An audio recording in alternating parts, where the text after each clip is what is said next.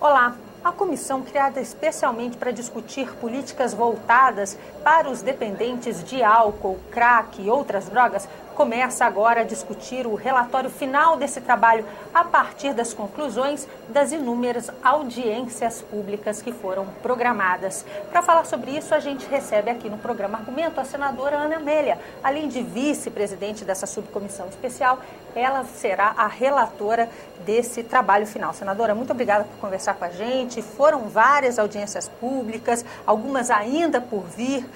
Como esse relatório pode vir a ajudar o país a enfrentar dramas como o que a gente vem testemunhando? Que você sabe muito bem, porque mora em Brasília, está vendo como a nossa cidade, a capital federal, está sendo dominada também por cracolândias. Aquilo que parecia uma coisa típica de São Paulo, dos grandes centros, também está na nossa capital. Isso é uma tragédia. Isso está destruindo famílias, obrigando ou levando assim ao extremo da violência, mães matando filhos. Houve um caso em Porto Alegre em que a mãe matou o filho único, que era viciado em crack.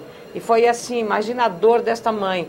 A revista Veja, da semana passada, fez uma matéria ampla mostrando a tragédia dessas mães, porque a mãe é quem mais sofre. Embora toda a família seja contaminada pela doença, a mãe é quem mais sofre. Nós temos ouvido, e me chama a atenção, de muitas iniciativas no âmbito de entidades religiosas ou entidades civis, como as fazendas terapêuticas, as comunidades terapêuticas, tem Fazenda Esperança, tem comunidades feitas por Padre Haroldo, Padre Hans, também no Piauí, por pessoas que foram drogadas, que eram viciadas e que se envolveram a trabalhar em favor da resolução deste grave problema. Alagoas, Piauí, no Rio Grande do Sul mesmo. E o que nós temos visto, como na audiência pública que é realizada nesta terça-feira, na subcomissão, o depoimento de Dom Irineu, que é o bispo de Lins, no interior de São Paulo, em que ele é da pastoral da sobriedade, da CNBB, e falou pela instituição. Então ele abordou alguns temas importantes. Eu, por exemplo, indaguei a ele como é que a igreja avalia o impacto do jovem que está, digamos, que tem religião, que pratica religião, se ele é menos ou mais vulnerável à droga.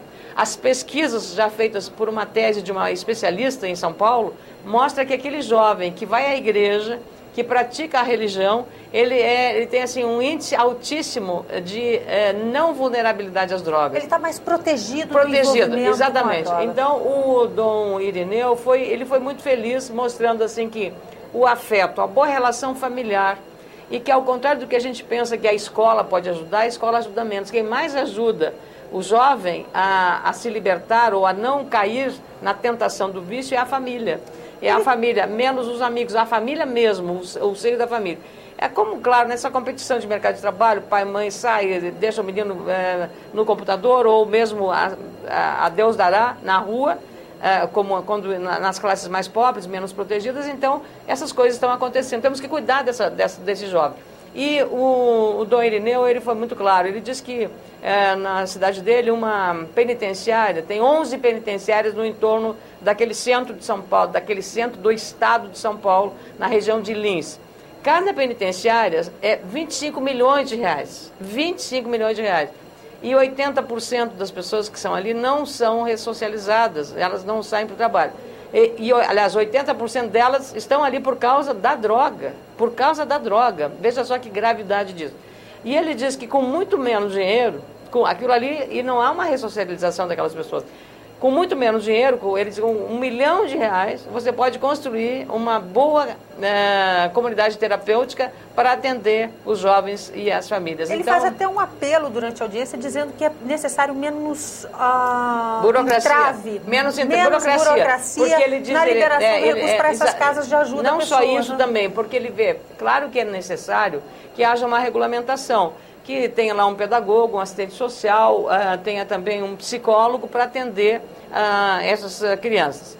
E agora está uma exigência de um médico. Ora, é a Anvisa que cuida disso. Isso não deveria ser a Anvisa, deveria ser, porque não é uma instituição médica, ela é de acolhimento, de assistência da pessoa dependente. Então deveria ser na área da assistência social, para fazer aquele trabalho. com a orientação religiosa de qualquer área, seja evangélica, seja católica, seja protestante, qualquer um, desde que faça o bem para essa pessoa pela recuperação.